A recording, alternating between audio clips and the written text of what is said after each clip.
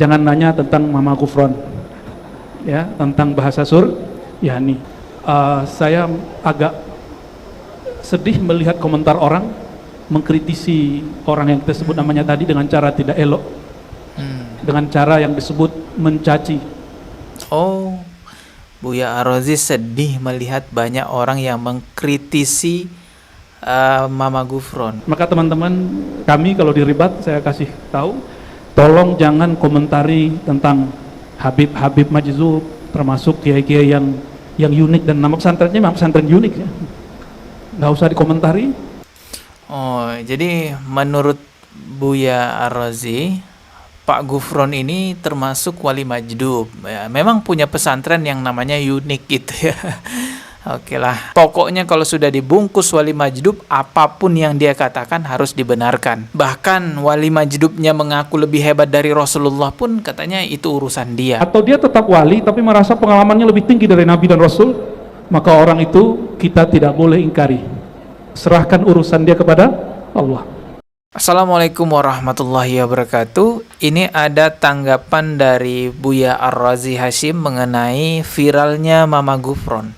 Saya pikir Buya Ar-Razi akan membantah Mama Gufron ya, pemikiran-pemikiran menyimpangnya. Tapi ternyata tanggapan Buya Ar-Razi di video ini justru mengajak orang-orang untuk mendiamkan saja. Saya jadi berpikir apa mungkin ya Pak Buya Ar-Razi ini satu aliran dengan Mama Gufron gitu ya. Coba kita simak dulu dah videonya ya. Ini mungkin antum mau tanya nanti, tapi saya skip ya.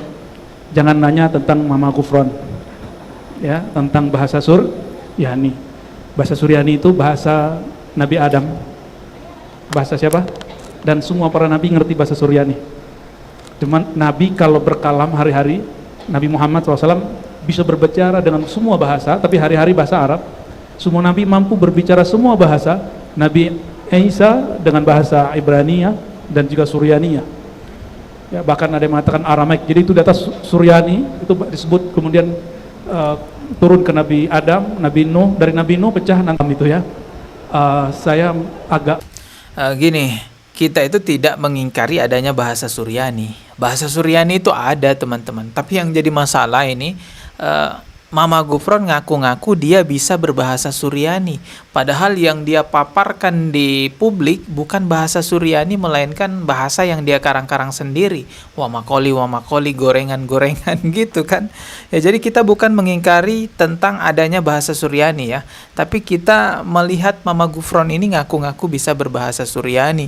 Seolah-olah paham bahasa Suryani seperti itu. Nabi Adam, Nabi Nuh, dari Nabi Nuh pecah nanti itu ya. Saya agak sedih melihat komentar orang mengkritisi orang yang kita sebut namanya tadi dengan cara tidak elok, dengan cara yang disebut mencaci. Oh, Buya Ar-Razi sedih melihat banyak orang yang mengkritisi Mama Gufron. Katanya itu cara tidak elok, cara yang mencaci maki lah katanya. Ya sudah, kita lanjut lagi videonya. Dia masih muslim nggak orang itu? Masih muslim nggak? Perhatikan, sibabul muslim fusuq. Ini hadis, coba dihafalin. Sibabul muslim fusuq. Hadis Bukhari dan Muslim. Sibabul muslim, mencaci menghina sesama muslim. Fusuq, tanda kefasikan, tanda kemunafikan. Saya khawatir orang yang suka komen itu ada kegelapan di hatinya. Ya, setuju saya. Kita tidak boleh mencaci maki sesama muslim. Jangankan sesama muslim, sama orang kafir aja kita nggak boleh mencaci maki. Jangankan sama orang kafir, sama binatang aja kita nggak boleh berbuat zalim.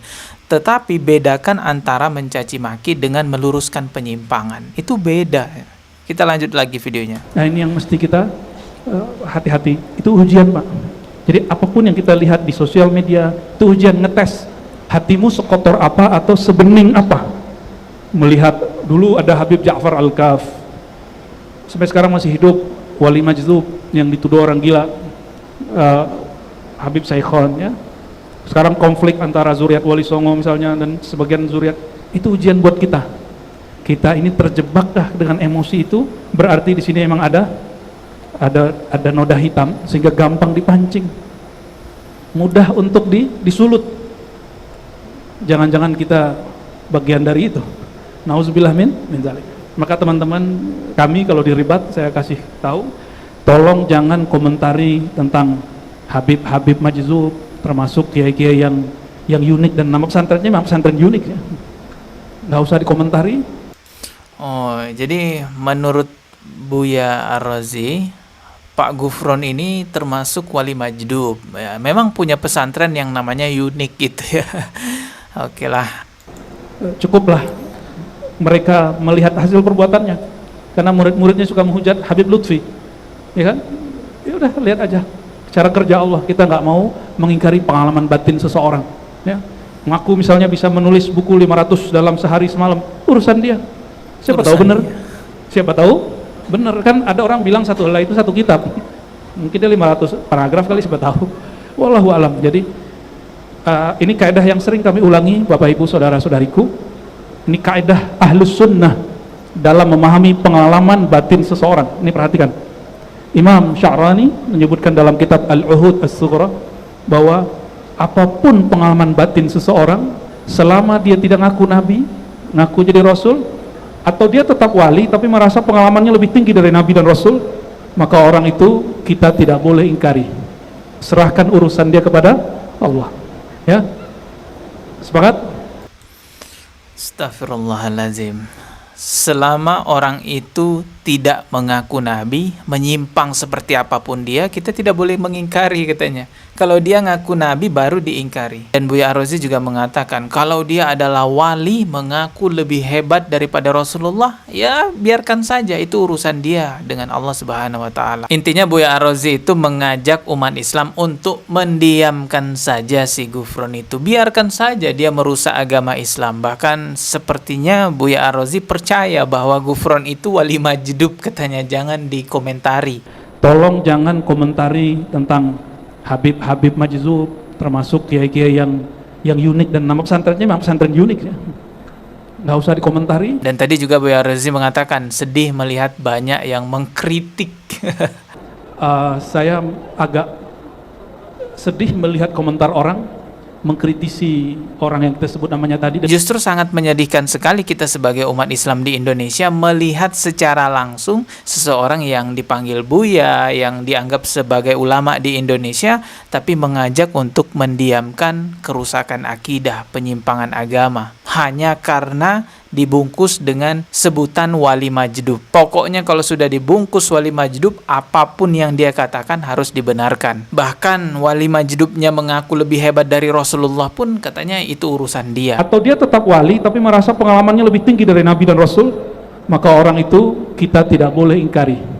Serahkan urusan dia kepada Allah. Penjelasan singkat tentang wali majdub ialah orang yang dianggap terlalu dalam mencintai Allah sehingga terangkat akal sehatnya, atau bisa disebut gila. Perbuatan-perbuatannya tidak sesuai dengan akal sehat. Di Indonesia sendiri banyak orang-orang yang disebut sebagai wali majdub dan memiliki banyak pengikut. Banyak juga di Indonesia penyimpangan-penyimpangan agama, penyimpangan akidah atas nama wali majdub. Sebenarnya teman-teman, cinta Allah kepada siapapun itu tidak terbatas.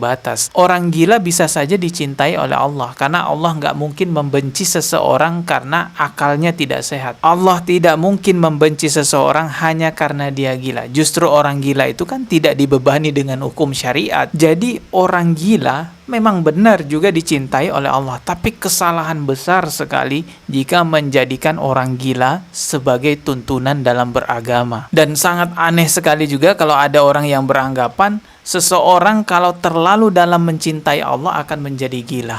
Ya Allah, dari mana konsep seperti itu? Rasulullah itu cinta banget sama Allah Subhanahu wa taala. Para sahabat Rasulullah itu wali-wali Allah yang sangat mencintai, dalam sekali mencintai Allah Subhanahu wa taala, tapi tidak ada di antara mereka yang jadi gila. Tidak ada di kalangan para sahabat seperti itu, tidak ada di kalangan para tabiin seperti itu. Kemudian kita mau bikin aturan baru, orang gila bisa jadi apa? Wali. Saking berilmunya dia maka jadi gila, subhanallah.